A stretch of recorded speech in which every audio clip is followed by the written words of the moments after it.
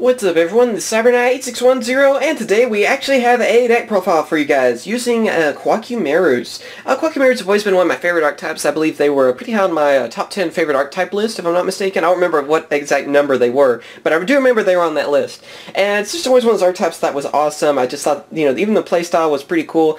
They've never really been too strong until now. I feel like they're actually getting a lot stronger, and they're just so much fun to use. So I want to do a deck profile over them. And let's see, here we go. First off, we have three Koa'ki Meiru Knight. Freaking awesome card. It really does have one of the best effects in the game, I think, because just by revealing one of the Iron Cores, you're able to get another Koa'ki Meiru easily on the field. You can go for an XC summon, or just attack with both of them, or do whatever.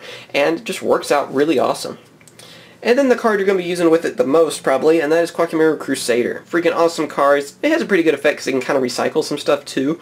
And other than that, you know, it just has some pretty good stats, and also being a Beast Warrior makes it work out great with Knight. After that, we have a card that I've been testing out. It's kind of a tech card, and that is a Koa'ki Meiru Tornado. This one I've been testing out. It has some pretty good luck with it, and yeah, he doesn't really fit in with the others. I'm glad he's one of the Koa'ki Meiru cards too, where you don't have to reveal a monster, keep him on the field, or, you know, get rid of an Iron Core.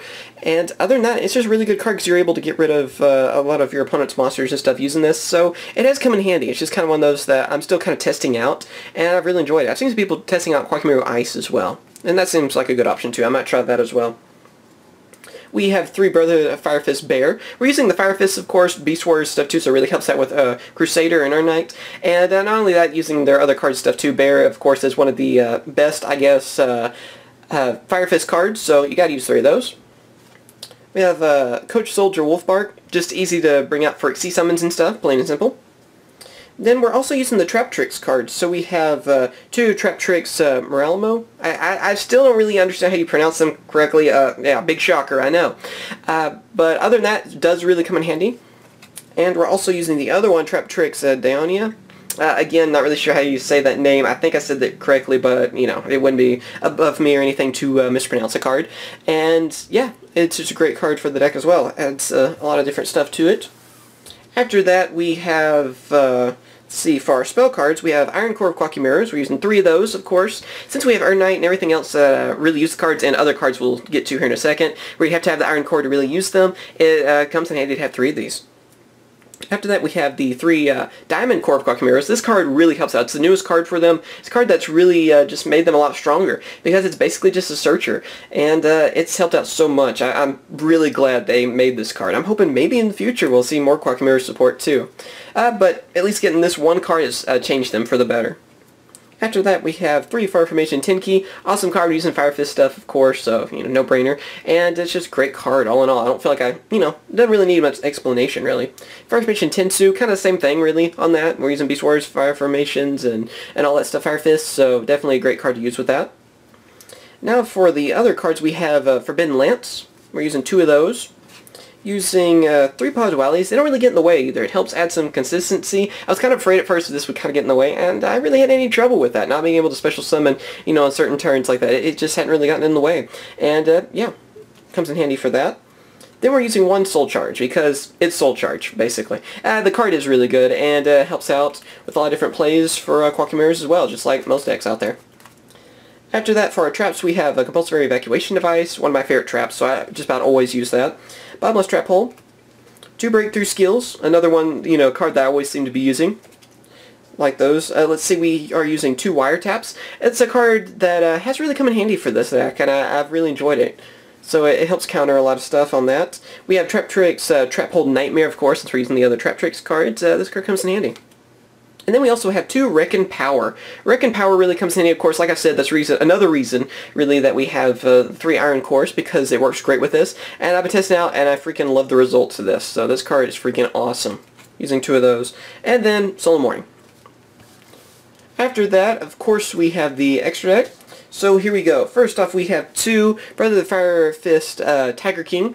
Amazing card, helps you get your Fire Formation cards and stuff too. Has a great effect by itself even at that. And you can get it to pretty good attack power as well. So freaking awesome card to use. One of the main XC monsters you'll be using.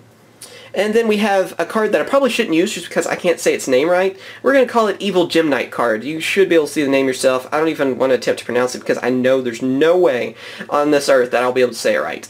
It's a card I've been testing out. It's a pretty good extra deck card, and I've actually enjoyed the results. I wish it was actually Gem Knight support. That way I could use it for my Gem Knights or something.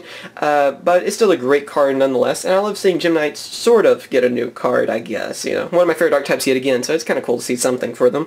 Well, that has artwork of them, I guess.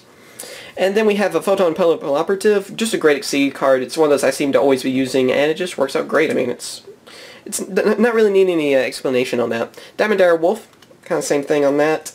Abyss Dweller, Maestro Symphony Djinn. I should probably just switch this for a number 101 again, you know, and go with two of them because I already have one, which we'll get to in a little bit, of course. So I don't know. I might end up doing that. I'm not really sure. I really like Maestro, though. It's just kind of been one of those cards I've always used, but I probably should switch that. We have a Lalaval Chain, Daigaso Emerald, Cowboy, number 101. Like I said, probably end up going with two of these, but I'm not sure. I don't know if that's a little bit overkill or what. It's probably the Exceed card I use the most, though, so definitely awesome. See Evil Swarm Exciton Knight. Of course, there you go. Kind of a staple, I guess, in the extra deck these days. If you have one, really. I don't really recommend those spending a lot of money on them, though, either. I think it's going to get reprinted soon, in all honesty. I think it might possibly be in the Mega 10s, probably Wave 2, if not Wave 1. I really think it's going to get reprinted soon. I hope so, for people that haven't had the chance to get it. Let's see, we have number 80, Rhapsody and Berserk. An awesome Exceed card from Primal Origins yet again, and it really helps out. And same with number 103, Ragnar Zero. Again, a freaking awesome Exceed monster, and it's just a rare, too. So that means these cards are easy to get, these two, at number 80 and 103. So I love it whenever they print good Exceed monsters as rares, because that means they're easy to get for everyone, and just all in all, great cards. Then after that, we have number 82, Heartland Draco. It's because we have all the continuous spells and stuff, so we have a spell that's face up on the field, and so you can activate its effect fairly easily, and it can win games like that.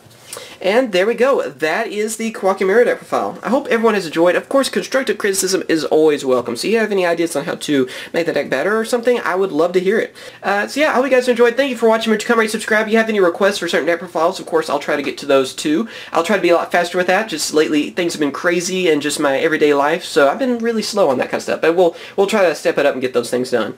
As always, thank you for watching. Remember to comment, rate, and subscribe. And of course, I will catch you guys later. See ya.